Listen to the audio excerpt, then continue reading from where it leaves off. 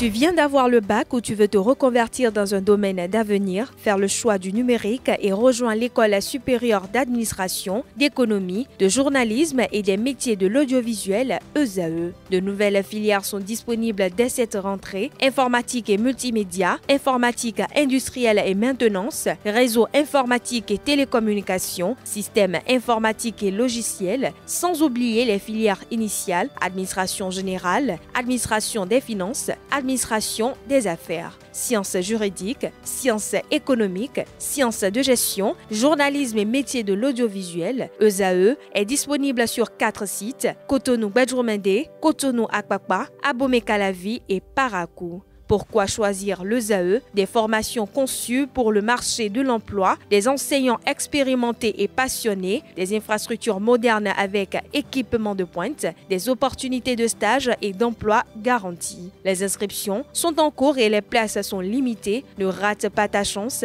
donne vie à tes ambitions avec l'ESAE. Contacte-nous vite par appel ou par WhatsApp au 01 98 98 14 00 ou via email scolarité@esae.bj et visite notre site web www.esae.bj. Ton futur commence maintenant avec l'ESAE. Tu investis dans un avenir professionnel, concret et sécurisé. ESAE, l'excellence à un nom.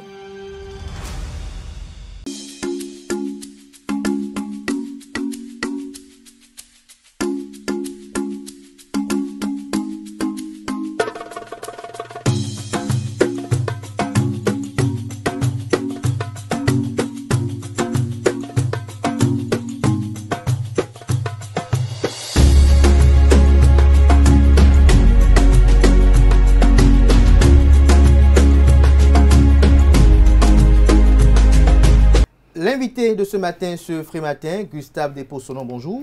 Bonjour, monsieur Kader. Vous êtes ancien ministre des Travaux publics, acteur politique. Avec vous, ce jour, on va répondre à la question qui quand même agite les esprits de plus d'un, de savoir est-ce que au niveau de la mouvance présidentielle, il y a du favoritisme dans la délivrance des quitus fiscaux par la Direction générale des impôts. Avec vous également, on essaiera un peu de commenter un peu la qualité des infrastructures qui sont réalisées sous Patrice Talon. Vous avez été ministre des Travaux publics, vous êtes mieux placé pour en parler. Alors Gustave Sonon, vous êtes acteur politique. Est-ce que vous avez effectué une demande de quitus fiscal? Qu'est-ce qui en a été? Comment ça s'est passé?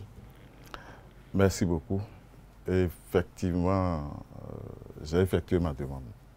Oui. Dès que la plateforme a été lancée, même si je n'avais aucune ambition, ça m'avait intéressé de tester. À toutes fins utiles? À toutes fins utiles. J'ai testé et effectivement, au début, j'ai constaté qu'il était demandé qu'il fallait préciser le type d'élection.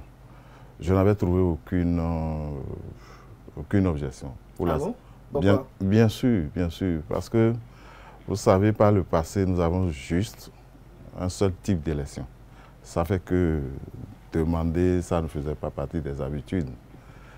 Maintenant que nous avons 3 types d'élections, dont la clôture des candidatures, les clôtures ne sont pas les mêmes, je me suis posé la question que certainement, c'est pour une certaine célérité. Pour les présidentielles, la clôture, c'est le 14 octobre. Les communales, c'est le 25 octobre. Et les législatives, c'est le 12 novembre. Oui. Moi, si je devrais être candidat, ce sont les législatives qui allaient m'intéresser. Bon, voilà que je veux déposer au même titre que quelqu'un qui allait au présidentiel où c'est un peu plus pressant. Donc c'est à ce titre que j'ai jugé que c'était vraiment très utile pour la Direction générale des impôts d'avoir une certaine célérité dans la délivrance des quitus fiscaux. Bon, mais ça en est suivi toutes sortes de polémiques que j'ai trouvées très, très inutiles. Ah bon, vous n'avez pas trouvé pertinent que certains estiment qu'il faille pas préciser le type d'élection? Vous savez, généralement dit que vous ne pouvez pas vouloir vous laver à la douche et cacher votre nudité. Dès que vous allez sur des plateformes Internet et autres là, qu'est-ce que vous voulez cacher? Il n'y a plus rien. Il n'y a plus rien. Bon. Et puis, c'est très utile parce que pour la clôture du 14 octobre, c'est peut-être au maximum 6 candidats ou peut-être 10 candidats, et ce serait plus facile pour la direction générale des impôts d'évacuer cela et de s'occuper peut-être du grand nombre pour les communales et ainsi de suite. Donc, je trouvais que c'est vraiment chaud là. Deuxième chose, c'est parce que nous n'avons pas la culture des impôts. Je suis convaincu que je ne sais pas. Est-ce que vous avez l'habitude de payer les impôts? Moi, j'ai rien. Malheureusement, vous dites que vous n'avez rien. Non, il n'y a pas de citoyen qui veut... Je dois payer les impôts pour avoir mon costume. Peut-être je suis sûr que quand je l'ai payé, je l'ai... Non, vous ne pouvez pas dire que vous n'avez rien. Vous payez des impôts. Le fait simple que vous mangez, c'est déjà la TVA. Voilà, indirectement, ça oui. Oui, ça, quand on parle des impôts aux acteurs politiques, moi... Non, c'est une erreur de croire que ce sont seulement les acteurs politiques. Vous savez que les impôts, justement... Oui, parce qu'on sait que parmi vos rangs, les plus grandes bâtisses, ça appartient à beaucoup d'entre vous. Non. Acteurs politiques, opérateurs économiques. En toute sincérité, ça dit que l'habitude, nous n'avons pas l'habitude des impôts et autres là. Ceux qui ont l'habitude et qui connaissent ce qu'on appelle quitus fiscal et autres là, ce sont les hommes d'affaires. Parce que pour compétir à une offre, vous avez besoin de justifier que... avec le fisc. Avec le fisc. Et lorsque vous voulez payer une parcelle, en ce moment, on demande si régulièrement... Donc, nous sommes dans un régime notre régime fiscal, c'est un régime déclaratif. Et lorsque vous avez le bien, que vous allez vous-même aller déclarer que vraiment vous avez telle chose et les impôts font les calculs qu'il faut. Et nous sommes combien à savoir que quand nous avons une maison locative, non seulement il y a un impôt sur le foncier non bâti, ça veut dire que même si vous avez une parcelle nue, vous avez quelque chose à payer et ça varie suivant les différentes zones. Ensuite, vous avez impôt foncier bâti. Oui. Et lorsque vous avez mis maintenant la maison en location, l'État prélève 12% du loyer. Ah bon? Ah, vous avez dit ah bon non. Donc ça veut dire que c'est tout le monde qui est concerné. Mais nous sommes combien d'abord à connaître ces exigences? Donc vous êtes satisfait de tout ça? Non, c'est des choses qui existent. Non, je suis comme tous ceux qui s'interrogent aujourd'hui jusqu'au jour où bon, la notion de quitus fiscal a été introduite pour se dire que pour les acteurs politiques qui légifèrent, il faudrait qu'eux aussi ils donnent le bon exemple. Et vous savez que les premières applications par rapport au quitus fiscal, ça a commencé en 2019. Je vous jure que c'est seulement en 2019 là, que moi-même j'ai été confronté à ça. Pour se rendre compte que, bon, c'est vrai, j'ai eu une maison, j'ai trois maisons, et rapidement on m'a fait les calculs, et j'étais contraint de payer. Depuis ce moment-là, je fais vraiment le suivi. Et lorsque je reçois un avis d'imposition, si j'ai vraiment des craintes, je me porte vers la Direction générale des impôts pour clarification. Parce que nous sommes dans un régime déclaratif. Et lorsque vous ne déclarez pas, la Direction générale des impôts, par des moyens d'enquête et autres, découvre, elle fait le calcul par défaut. Parce que vous lui avez caché ça. Vous lui avez caché ça. C'est une fraude. Bon, a priori, ce n'est pas une fraude. A priori, ce n'est pas forcément une fraude. Bon, jusqu'à ce moment-là, elle estime que la Direction générale des impôts estime que c'est parce que vous ne savez pas. Mais à ce moment, elle vous fait quelque chose par défaut. Bon, c'est à vous maintenant, si ça ne vous convient pas, vous pouvez, parce que c'est une direction générale qui est très ouverte, et vous portez. Et c'est ce qui fait qu'on a des plaintes parfois. Et il est souhaitable que, vous allez voir, quand j'ai tenté à faire l'exercice sur la plateforme, comme je vous l'ai dit, j'ai constaté qu'il y avait les types d'élections. Avec l'intervention, la réaction des partis LD, ça a été totalement supprimé. Bon, j'entends encore que même la semaine dernière, non, c'est faux. Est-ce que quelque part, les suspicions ne sont pas légitimes? Lorsque l'on sait que le directeur général des impôts est sur la tutelle du ministre de l'économie et des finances, lequel est candidat à la présidentielle prochaine et donc il devient de go le prochain patron de la mouvance présidentielle, donc patron d'un camp politique. Est-ce que ce qui nourrisse des inquiétudes de ce qu'il pourrait avoir de la sélectivité dans la distribution de ces quitus fiscaux, est-ce que ces opinions ne sont pas un peu fondées? Monsieur Kader, ces opinions, c'est une insulte au cadre de l'administration. Ça m'écoeure lorsqu'on pense que toute l'administration est forcément au solde... À la solde du politique. À la solde du politique, non. Et je crois que le président Talon tente de faire l'effort pour qu'il y ait une certaine indépendance. C'est vrai, suivant l'article 54 de notre Constitution, c'est bien dit que le président de la République, chef de l'État, chef du gouvernement, il dispose de l'administration et des forces de défense et de sécurité. Bon, ça, nous sommes entièrement d'accord. Mais dans le même temps, dans le code d'éthique de la fonction publique, il est prescrit que le fonctionnaire, dans l'exercice de, vous me permettez la répétition de ces fonctions, doit être discret de point de vue politique et de point de vue religieux. Ça veut dire que lorsque vous êtes fonctionnaire de l'État, vous ne pouvez pas afficher votre couleur politique par rapport à votre travail. Vous devez travailler de façon normale. Si vous êtes un musulman, vous ne pouvez pas dire, bon, moi, je ne travaille pas un vendredi parce que je suis musulman. Ce n'est pas possible. Donc ça, c'est prescrit dans les codes des valeurs éthiques. Mais lorsque subitement, là, on commence par dire que, bon, il est à la sorte, il va me bloquer, il va faire ceci. Et mieux, le président a tenté de faire l'effort, et c'est parce que nous, les hommes politiques, ça ne nous arrange pas, en réalité, de séparer les fonctions techniques des fonctions politiques. Et c'est pourquoi aujourd'hui, au niveau des mairies, on a des cadres tirés, vous avez peut-être une dizaine. Et ce, avec tout l'inconfort que ça instaure. Oh oui, avec les maires. Les maires, et vous avez des maires qui tirent des SE, des cadres, qui sont totalement d'un autre bord, que eux, ben, ça fonctionne parfaitement.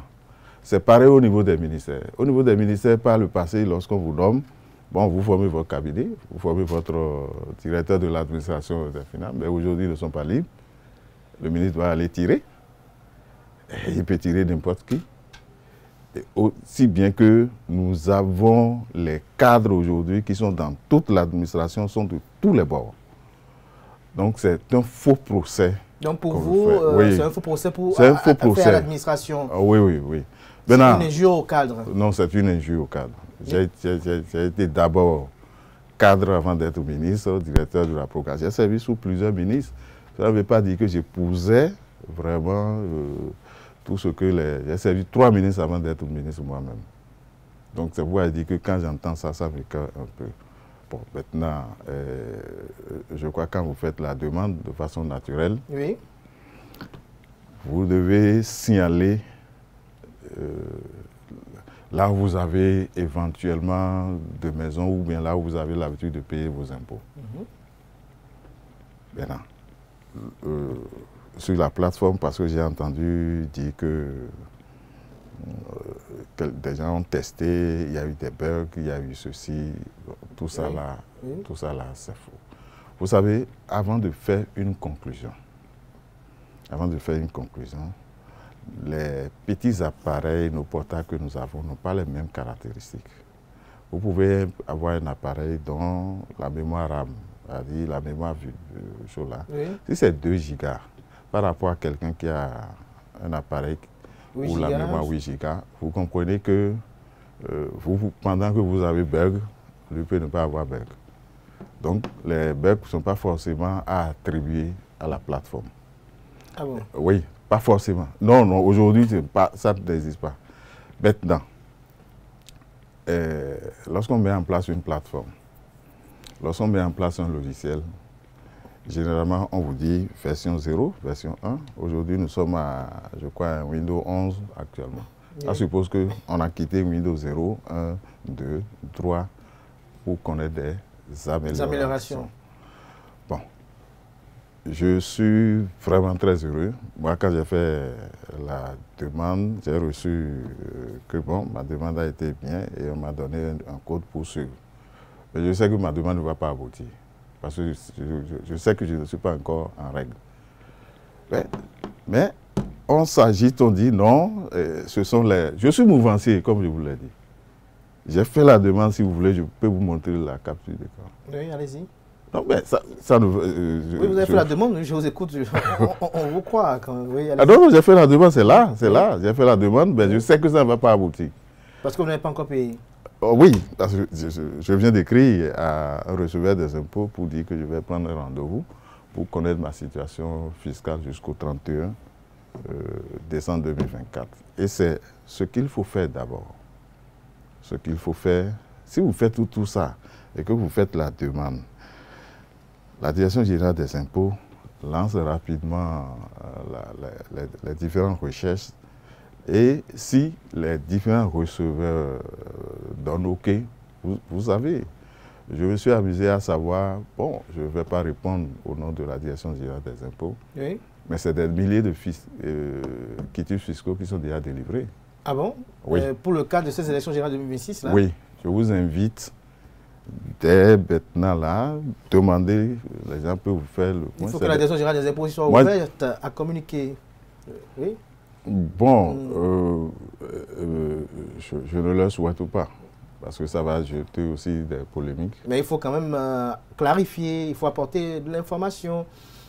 Oui, parce que ce que vous dites là, actuellement, c'est important. S'ils ont déjà des milliers de... Ils ont des milliers. Il faut que les gens soient au courant de ça quand même. Moi, j'ai un ami qui, depuis vendredi, il m'a envoyé... Il m'a dit, bon, monsieur le ministre, félicitations à moi. Hein. C'est ce qu'il m'a écrit. Et il m'a envoyé son critique. J'ai dit, mais comment ça s'est passé? Et il m'a dit, non, mais c'est quelqu'un qui est dans les affaires. Donc, ceux qui sont dans les affaires et qui font des compétitions tous les jours et on leur demande d'avoir ce sésame, ils sont souvent régulièrement à jour. Bon, si tu n'es pas dans les affaires comme nous, bon, et si tu as les moyens, rapidement tu fais tes calculs, et tu vas te mettre à jour. Et je suis convaincu que c'est des milliers qui sont là. J'aurais aussi entendu des choses un peu aberrantes, qu'il est demandé d'apporter les dossiers physiques. Et ça aussi, j'ai fait les sondages et je crois que ça ne... Ce n'est pas faux. Ce n'est pas faux. Mais ce n'est pas la plateforme qui a exigé ça. Non. La plateforme n'a jamais dit, lorsque vous finissez de vous enregistrer, tel que c'est présenté, c'est comme si c'est sur la plateforme qu'on vous demande d'aller déposer les trucs. Non. Si on a mis une plateforme en place, c'est pour éviter le contact physique. Le seul contact physique dans ce dossier, quand je me suis rapproché des responsables des impôts, c'est le retrait. Parce qu'il faut s'assurer que c'est effectivement Paul ou Pierre qui a demandé, qui est venu retirer.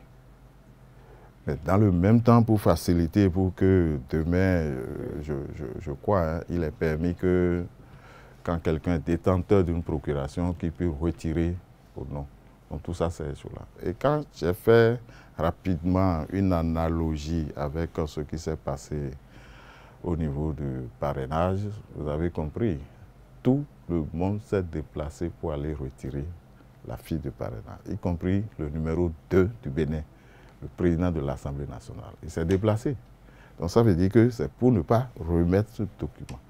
Donc, le seul déplacement physique dans le cadre de la délivrance des quitus fiscaux, c'est lorsque votre dossier a entièrement abouti et on vous invite et vous allez vous retirer votre sésame pour aller consulter vos dossiers. Donc pour vous, le processus ne souffre d'aucune anomalie? À l'étape actuelle, d'aucune anomalie. Gustave Sonon, je l'ai annoncé en entame de cet entretien, on parlera également de la qualité des infrastructures. Vous qui avez été ministre des TP, aujourd'hui, lorsque vous circulez sur les routes qui ont été effectuées sous Patrice Talon, en toute honnêteté, quelle est votre appréciation? Bon, vous avez répondu, puis vous dites en toute honnêteté, vous voulez me dire que les routes sont de meilleure qualité par rapport à ce que nous faisons. Non, mais c'est ça, à travers votre question, je crois que c'est naturel. Aujourd'hui, nous avons de très belles routes et de bonne qualité. Et c'est parce que... Qu'est-ce qui diffère ces routes-là de celles que vous avez réalisées? Bon, il faut dire que il y a plusieurs mécanismes de financement des infrastructures routières. Et en fonction de ces sources de financement, vous n'avez pas une certaine latitude pour choisir la qualité. Souvent, j'ai l'habitude de faire une petite caricature pour dire que si vous demandez par exemple si vous décidez de construire une maison à votre papa au village, je ne suis pas sûr que vous allez chercher à y mettre le même confort qu'à Cotonou.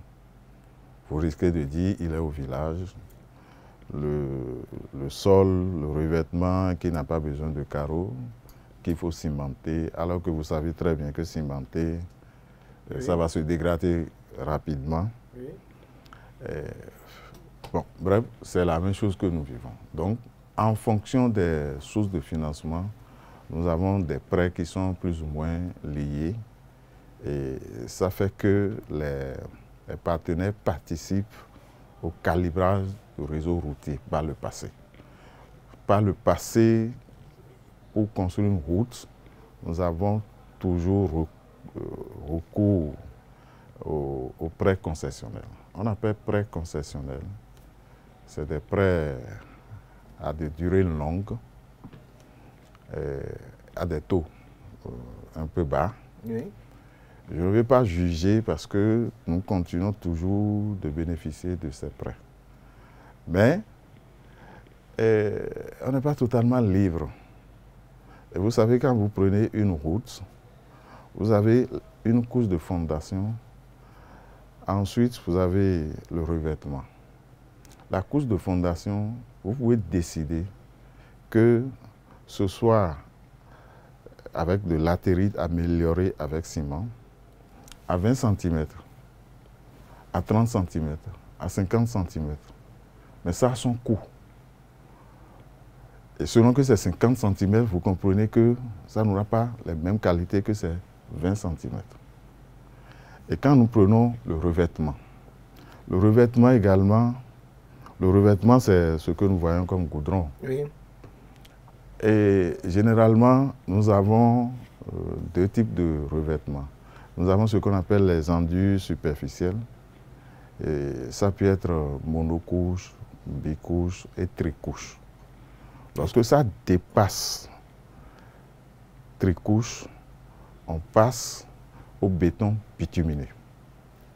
Le béton bitumineux, c'est ça qu'on appelle goudron. Donc tout ce que vous voyez par le passé, ce ne sont pas forcément du goudron. Ce sont des enduits superficiels, ça souvent bicouche et tricouche. Souvent je donne l'exemple aux gens. Vous allez emprunter la route Ouida, Tori, Alada. Et vous allez observer parce que c'est deux sources de financement différentes. Donc nous n'avons pas en son temps eu la main pour décider. Et vous allez voir que d'un côté, c'est un peu ce que je dis, c'est enduit superficiel tricouche. Et d'un autre côté, c'est béton bitumineux. Encore que le béton bitumineux, généralement nous étions à 4 cm. Vous pouvez aller à 10 cm, à 6 cm, 10 cm, 20 cm. Vous pouvez aller à 50 cm. Ça veut dire que si vous allez à 50 cm, je crois que ça peut faire 100 ans. Ça ne va jamais se casser.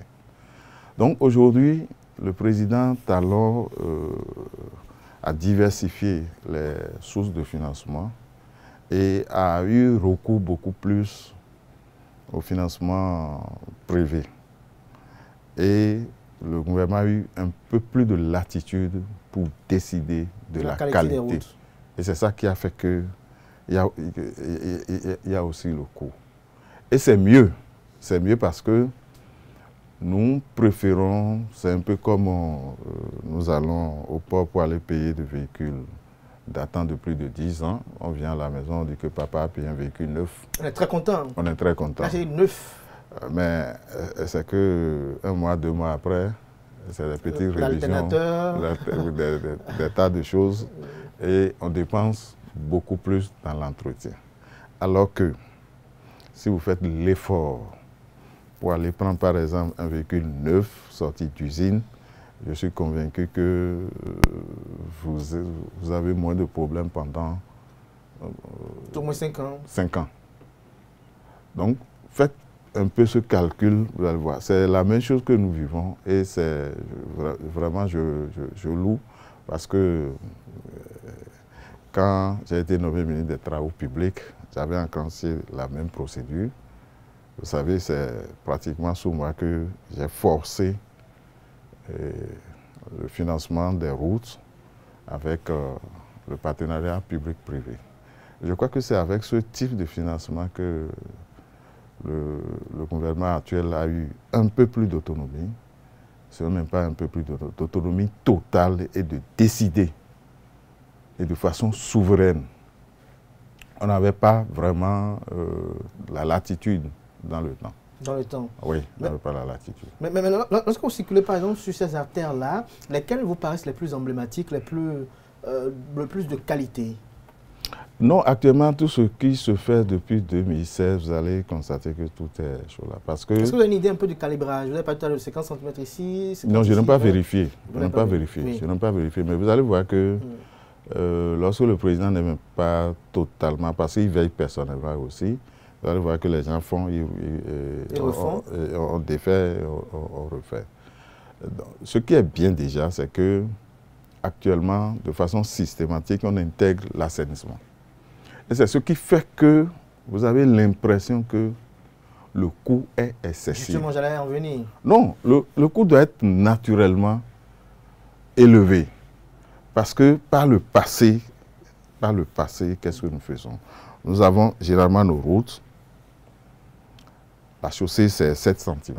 Ça veut dire qu'on réserve 3,5 cm d'un côté et 3,5 cm de l'autre côté. Et les accotements, c'est 1,5, si bien que l'ensemble de la route, ça fait 10 mètres. C'est ce que vous voyez. Oui. Et c'est pourquoi les routes sont rétrécies. Mais aujourd'hui, vous voyez, c'est 3 fois, 4 fois. Ça veut dire que systématiquement, même si c'était les mêmes calibrages qu'on avait avant, le coût devrait être multiplié par 3, 4. Ça, c'est la première raison. La deuxième raison, comme je vous l'ai dit, la couche de fondation. D'abord, il faut de latérite, améliorer ciment.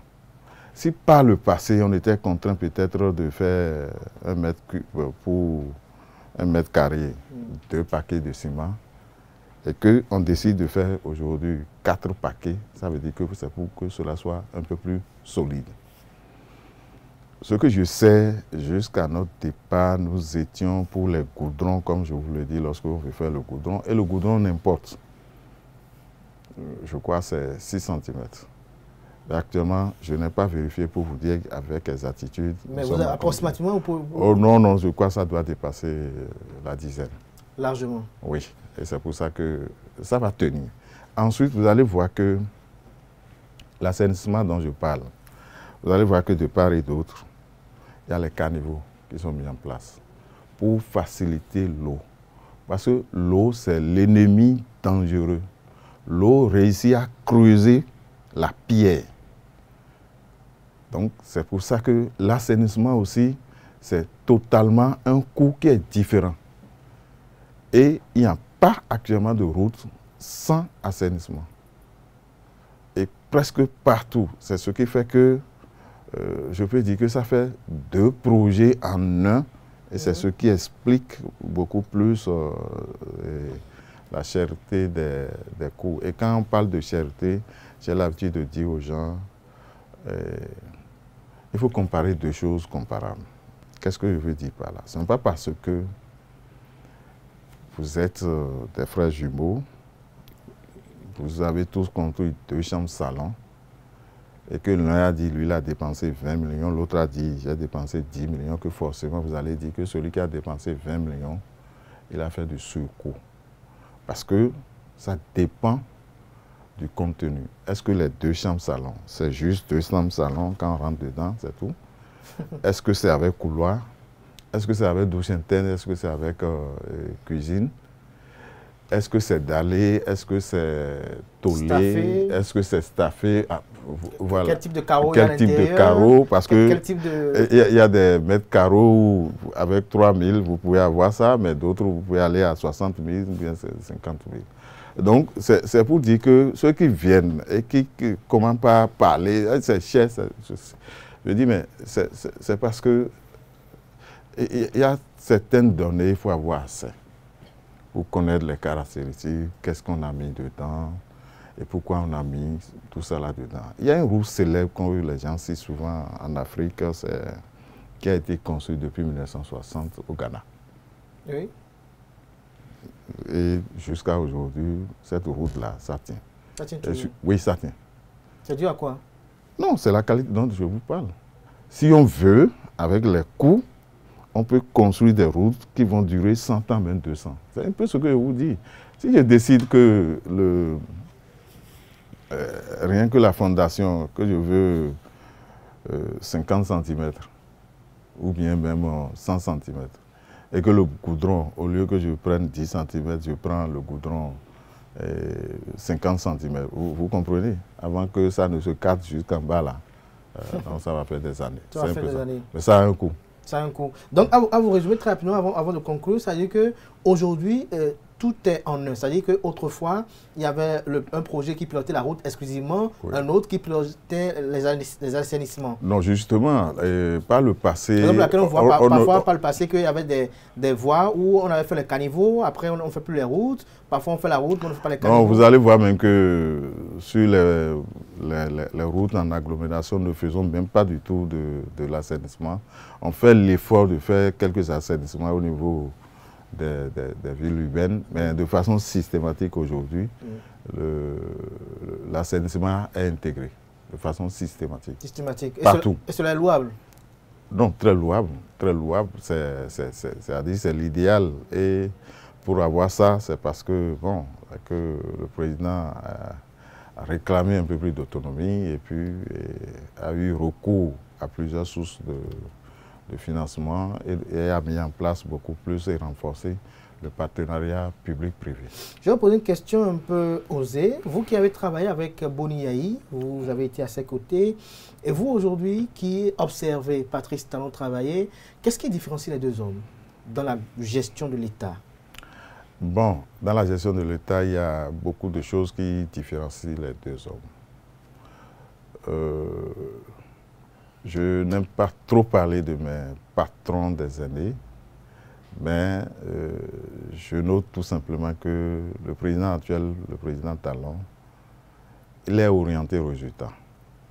Gestion assez sur les résultats. Il est orienté résultat et il ne se... Lorsque vous êtes orienté résultat, vous travaillez avec n'importe qui et c'est les résultats qui comptent. Mais si vous n'êtes pas orienté vers les résultats, facilement, l'influence politique peut vous distraire et vous allez passer à autre chose. Sous le président Dr Boni Yayi, il était un peu sous l'influence de la classe politique. C'est mon analyse personnelle. Aujourd'hui, le président Talon, il a donné le top. Déjà en formant son gouvernement, il a dit « je ne vais pas former un gouvernement de remerciements ». Point. Il a donné le top. Deuxième chose, il a décidé, par exemple, pour aller un peu plus vite, parce que parfois, nous avons les ressources, mais la lenteur administrative fait que nous n'arrivons pas à atteindre les objectifs. Oui. C'est l'une des raisons pour lesquelles il a opté pour la gestion des différents projets et autres là, le mode d'agence. Le mode d'agence, c'est comme une gestion totalement privé, avec un conseil d'administration, avec une direction exécutive. Le conseil d'administration donne des orientations à la direction exécutive avec des indicateurs, des résultats de performance à atteindre et on évalue régulièrement ces responsables-là. Et pour le mode d'agence, ça facilite également la prise de décision.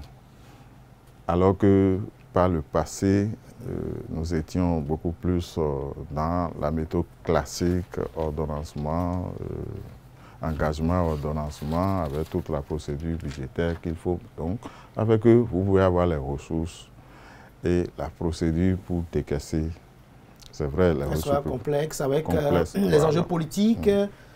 Donc, c'est deux styles de gouvernement. Et, comme je vous l'ai dit, l'actuel est orienté objectif.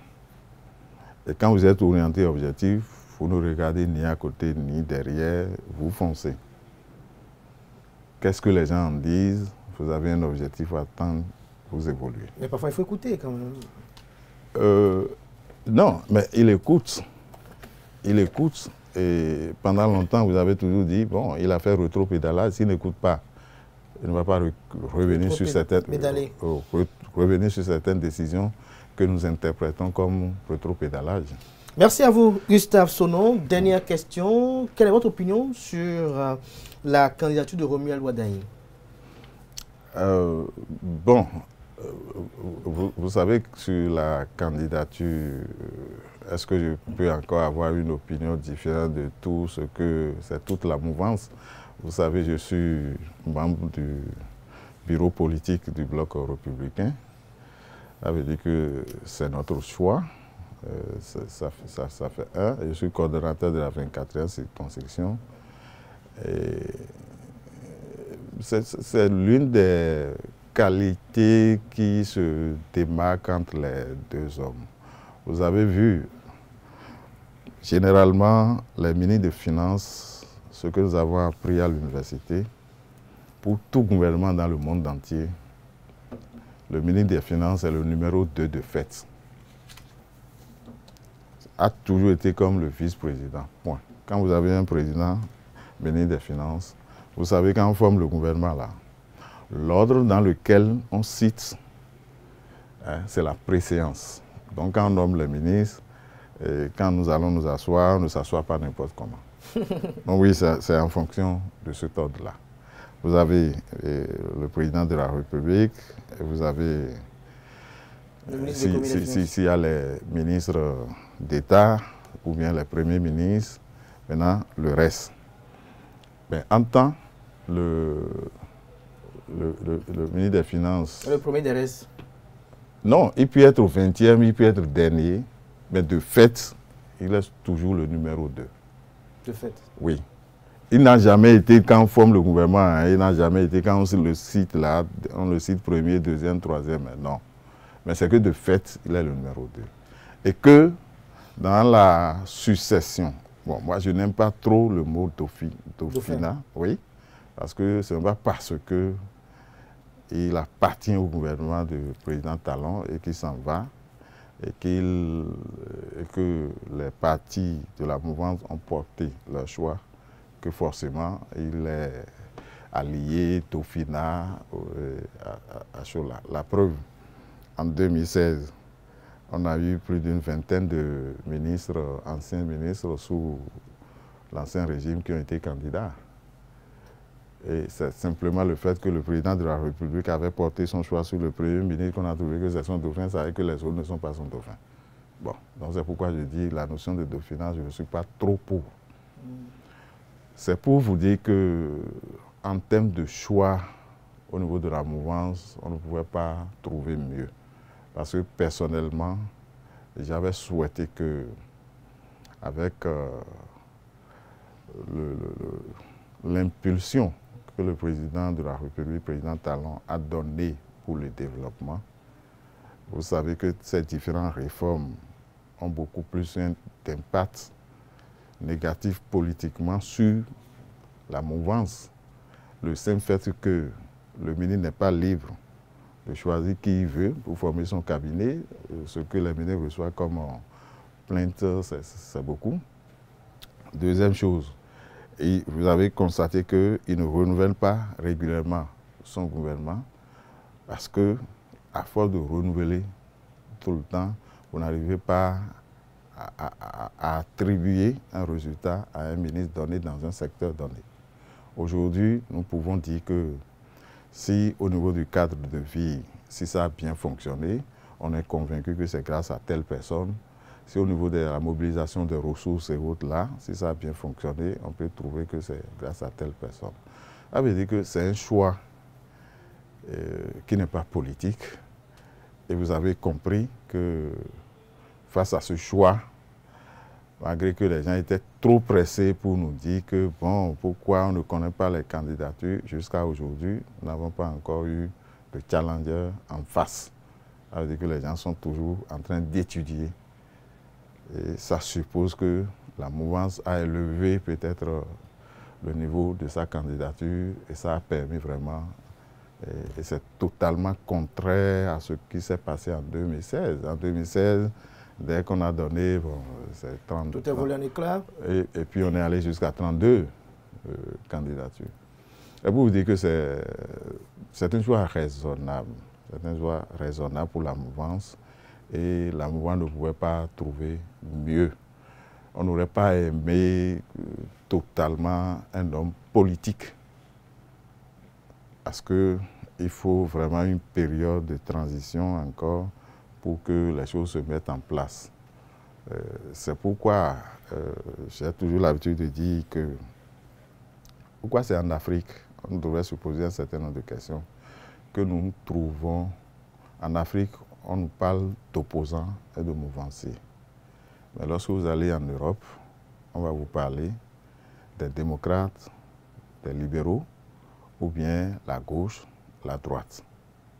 Pourquoi nous, c'est chez nous là, qu'on nous oppose à des frères. Donc il y a quelque chose qui ne va pas. Deuxième chose, nous devons nous poser beaucoup de questions. Aujourd'hui, si vous êtes un jeune opposant, c'est lorsque vous insultez de façon virulente les hommes politiques, ceux qui sont là. Moi, je suis encore en activité et lorsque je vois les miens combattre un certain nombre de choses, je dis, mais vous reprochez beaucoup de choses aux hommes politiques, mais vous en faites pire. Vous en faites pire. Et je m'amuse à dire aux gens, on nomme quelqu'un, il ne commence pas à mettre des piquets pour ne plus quitter. Pour rester, pour ne plus quitter. J'ai dit, mais et la même chose, on ne commence pas à reprocher au président pour dire il veut faire troisième mandat, il faut qu'il dégage. Mais, donc, c'est des attitudes et cette mentalité qu'on inculque à la jeunesse, ça me fait un peu mal. À la jeunesse africaine, bien sûr, hein, c'est-à-dire opposition, mouvance. Et on trouve que c'est lorsque tu insultes et c'est virulent que tu es bon. Moi, pendant longtemps, quand je m'oppose à ça, on trouve que bon, c'est parce que tu as peur. Peur de quoi? Et tu vas insulter qui? Et pour faire quoi? Aujourd'hui, nous avons besoin du développement. Nous avons besoin de circuler sur de bonnes routes, de l'eau, de l'électricité. Les pays développés dont on parle, en réalité, c'est parce que dans ces pays, ils n'ont plus le souci de déplacement. Vous voulez vous déplacer, il n'y a plus de problème. Ils n'ont plus le souci d'électricité. Ils n'ont plus le souci de l'eau. C'est-à-dire, on ne connaît jamais qu'il y a eu coupure d'eau, il y a eu ceci. Même le gaz pour pouvoir préparer à la cuisine, c'est installé comme l'électricité et vous utilisez directement.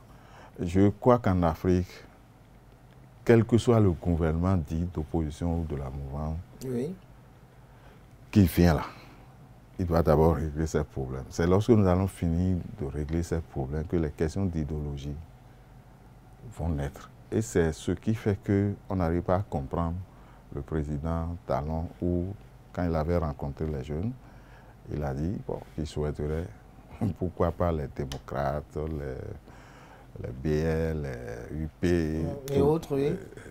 Ils pouvaient rester ensemble pour aller aux élections. On a trouvé que c'est aberrant. Ce n'est pas aberrant. C'est une réalité. Moi, si tu vas dans mon village a juste besoin de l'eau. Si aujourd'hui, toi, tu peux donner l'eau, c'est que moi, Mouvancier, tu vas me battre dans le village. Point. Et c'est comme ça un peu partout. On ne va pas savoir si tu es opposant, tu es chose. C'est ce dont on a. La population a besoin de mieux-être. Oui. Merci à vous, Gustave Sonon, pour ce moment d'échange. Je rappelle que vous êtes ancien ministre, acteur politique.